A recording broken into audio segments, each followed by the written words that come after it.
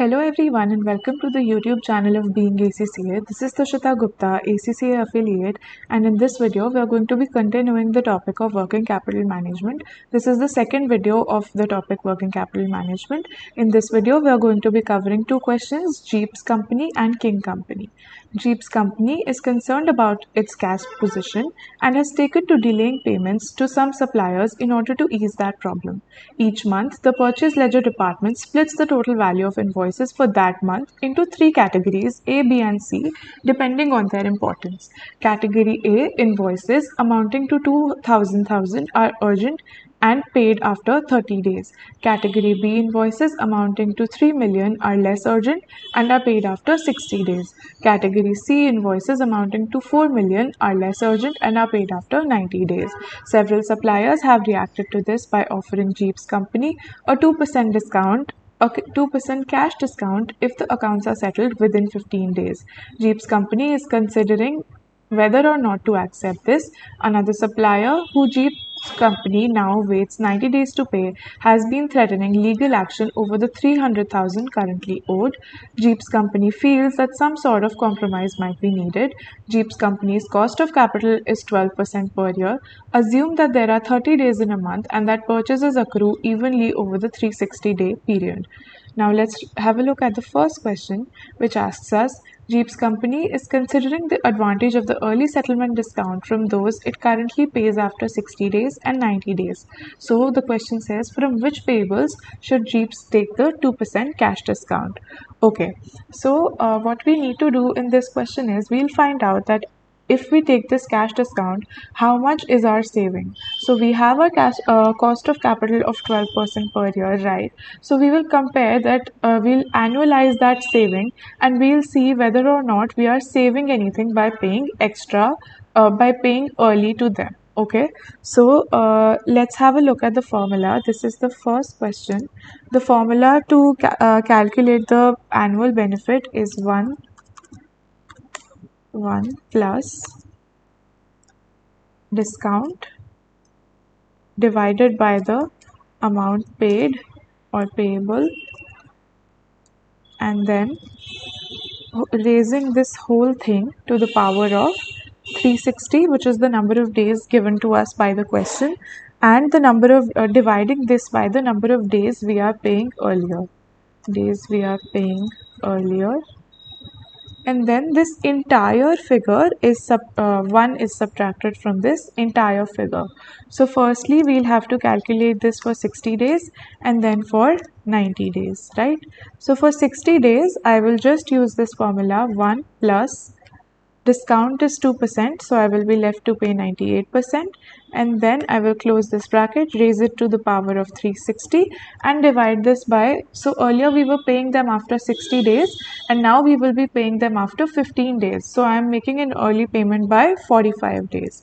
So this is what I get, and then I will subtract 1 to find out the percentage annual saving.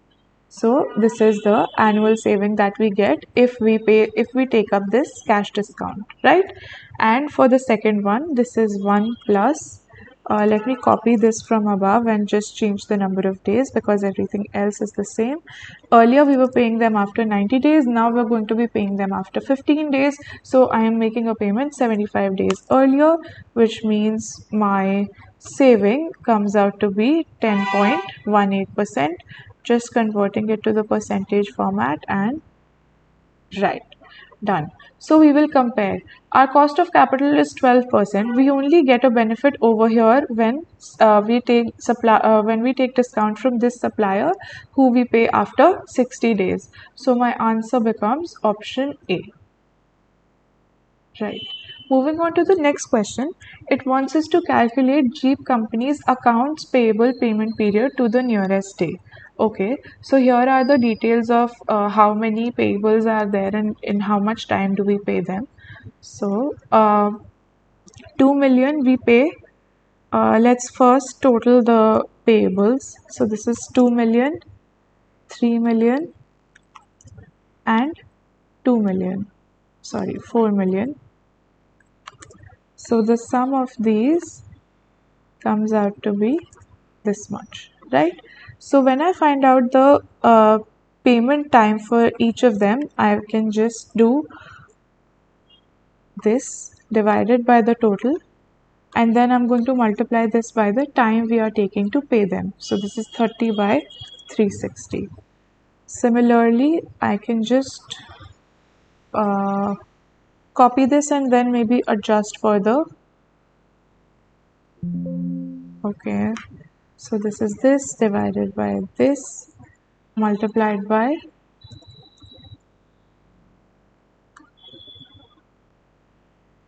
right, and multiplied by 60 days divided by the total 360 days. And then again for this one, this will be this divided by the total and then multiplying it by the number of days, which is 90 by 360. So with this we find out this in percentage terms, and now we have to convert this into number of days. So this will be 360 days, so 66.67 days, and we have to give answer to the nearest day. So we will say that it is 67 days, right? Moving to the next one, which of the following is not a symptom of overtrading? So let's read. Rapid increase in current assets. No, if we are overtrading, our current liabilities will increase, right? Increase in shareholders' funds. No, this is not a symptom of overtrading. In fact, this, if the shareholders' fund increase, that means that there is a need for extra capital, and shareholders will understand that. So, overtrading, to define what overtrading is, it is actually when activity in the business increases without the actual capital expenditure required to support it. So if there is an increase in shareholders funds, that will help the business to provide capital for expansion of the business, but this is in fact the opposite of overtrading. So this is why this is the correct answer. Moving to the, let's see the other options also. Increase in inventory holding and accounts receivable collection periods. So this means that if our receivable collection period is increasing, we are, making more and more sales, and we are not concerned whether or not these customers will pay us or not. So we are overtrading, we are unnecessarily increasing our business activity. And again, rapid increase in revenue also means overtrading, because we are just concerned with selling, we are not supplementing it with a subsequent increase in the capital expenditure with this increase in revenue. So let's go to D. To avoid a court action, Jeep's company is thinking of offering to repay the creditor it owes 300,000 in installments as follows. All figures are in thousands. So now they are going to be paying 75, 1 month, 2 month, 3 month. All these payments are given to us. So let's first find out that how much. So this is. First, we need to find out the monthly cost of capital. We are given with an annual cost of capital of 12%. So we need to find out that how much is our monthly depending on this. So to find this out, I'm just going to take 1.12 and raise it to the power of 1 by 12, because there are 12 months, and then subtract it minus 1. This will give me a, if I convert this into a percentage, I will get my monthly cost of capital. So this will come out to be 0.95%. Now I will find out that how much is the present value of these cash flows. So right now it is 75, and then it's going to be 45, and then multiplied by 1 month's cost of capital. So this is 1 plus this raised to the power minus 1. Just putting it in brackets so that there's no confusion. Yes, so this is the present value of 45. Then again 45 in the next month will give me 1 plus this raised to the power minus 2. Then again 45, 1 plus this raised to the power minus 3. and then again for the fourth month this will be 45 into 1 plus this raised to the power minus 4, and then for the fifth month this will be 45 into 1 plus this raised to the power minus 5, and just going to sum this up to find out how much will we save in present value terms if we are accepting this. So this is 293 727. This is the present value of our installments, and we actually owed them 300,000.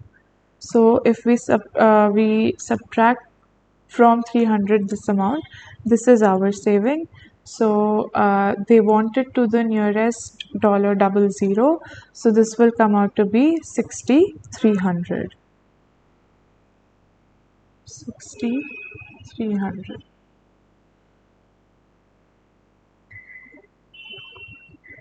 Right, so moving on to the next one, we will write the entire 6,300. I do not have my pen at the moment, so I'm just going to use my keypad. Right. So moving on to the last question, a company can make decisions that affect its level of working capital. These can be described as either aggressive or conservative policies. Indicate by clicking in the relevant boxes whether the following policies are aggressive or conservative. Let's read the first statement. Both fluctuating and permanent current assets financed by short-term funds. If you are financing your both the kind of assets, fluctuating and permanent, by short-term funds, this means that you are doing an aggressive strategy. Why? Because in aggressive strategies we use risky and short-term funds.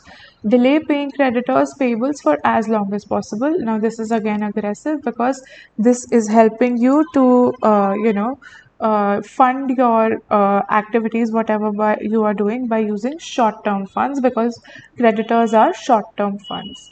So let's move to the next question. King Company. King Company is a decentralized organization whose different divisions have approached the matter of cash control in different ways, partly because of their different circumstances. Assume 365 days in a year. The Western Division is facing a 2-year major capital investment program for which significant funds need to be raised to meet the steady demand for cash. The division intends to use the Baumol model to decide when to raise funds, which will be done by selling off investments currently earning 5% per year. The transaction cost of these sales will be 500 per transaction, and the total amount needed over the 2 years is $2 million.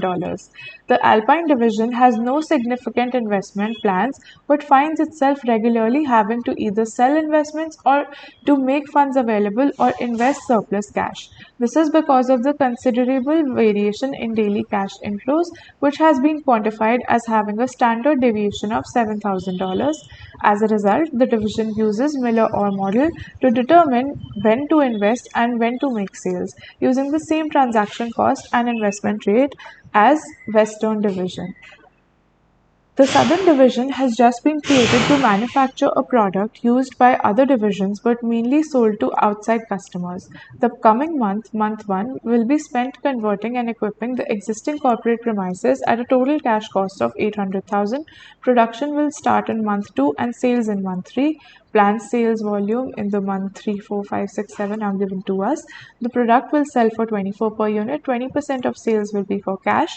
Of the credit sales, 25% of credit customers, including the other divisions, pay in the month following the sale. 50% will pay 1 month later and 25% after 1 month. So the first question asks us, how much finance should the Western Division raise in a single tranche according to the Baumol model? Now the Baumol model is very similar to our EOQ model. So let's just put our values in this. This is King Company and this is the first question. So putting in equal to, I will have to take a square root. So just putting the formula right over here. This is 2 multiplied by, how much was my annual demand? It was given over here, 200,000, 2 million, right? And then over the 2 years is this much, so we'll take 1 million because we are calculating for 1 year, right? And then we have a transaction cost of 500, and we need to divide this by the uh, current investment rate, which is 5% given right over here. So dividing this by 5%, and we want the square root of this number. So this comes out to be,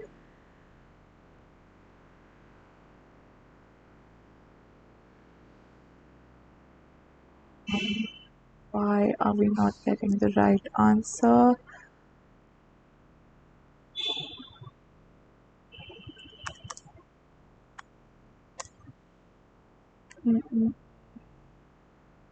Okay, let's first find out normally. This is 2 multiplied by 500 multiplied by 1 million, and then we need to divide this by 0.05, and we need a square root of this number right above, and this comes out to be, yeah, now we got the right answer. This is 141421. So this will be the option C is the correct answer. Moving on to the next one. What does Miller or model suggest is the spread between the upper and lower limits of cash levels that the Alpine division should maintain? Okay, so now let's first do the calculations. The Miller or spread, let me find out the formula from the formula sheet.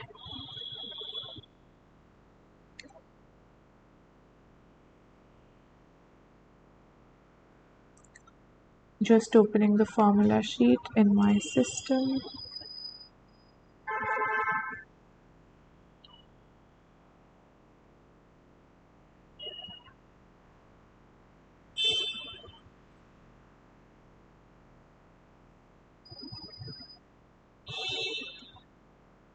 Right, here do we have the formula sheet.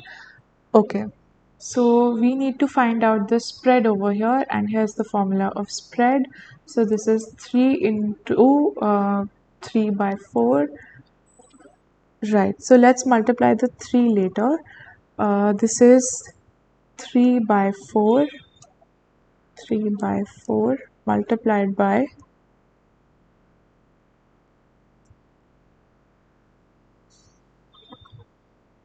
transaction cost into variance of cash flows. The transaction cost is given as 500. Variation of cash flows, if I remember, was 7,000. Yes, the standard deviation is 7,000. So this is 7,000.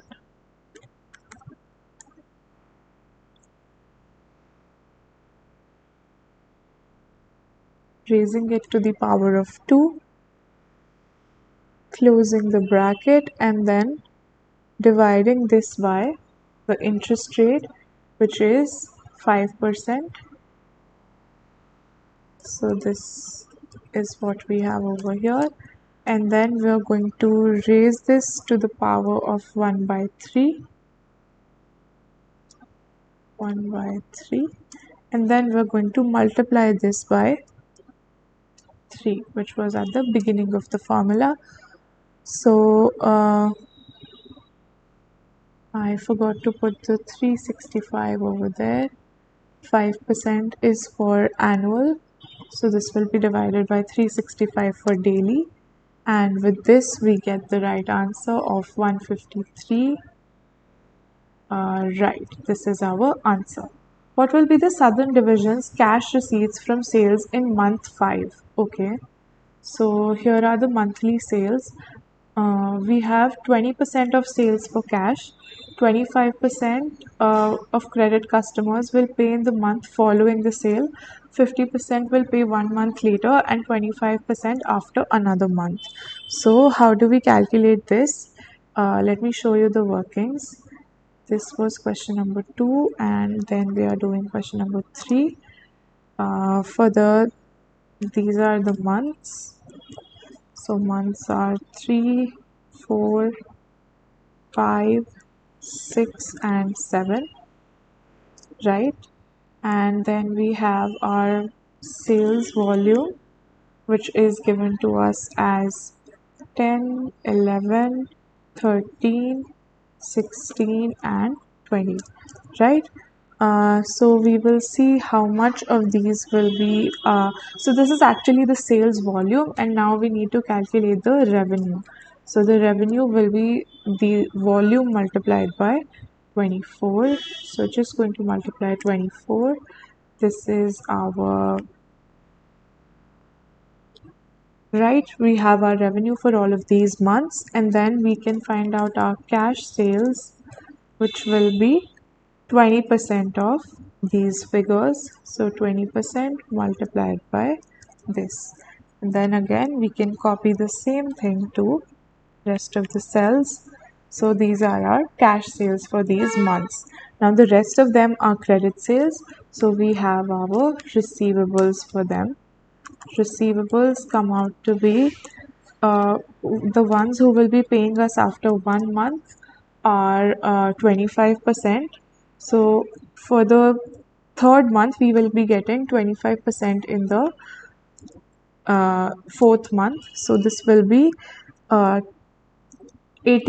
of the total revenue, because 20% is cash sales, and then out of these people 25% are going to be paying us after 1 month. So with this we have our receivables that we'll be getting after a month.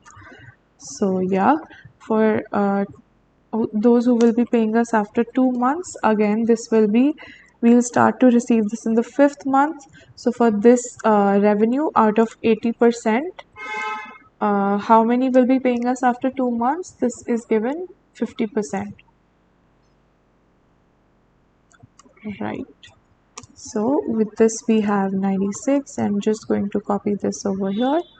We have for the rest of the months, and those who are going to pay us after 3 months. So for those who have bought in month 3, they will be paying us in month 6. So this will be 240. Again 80%, because this is the total number of receivables, and then 25% of them will be paying us then. So this is 48. We are just going to drag it over here. So these are our total answers for all of the months. And then I think month 5 has been asked over here.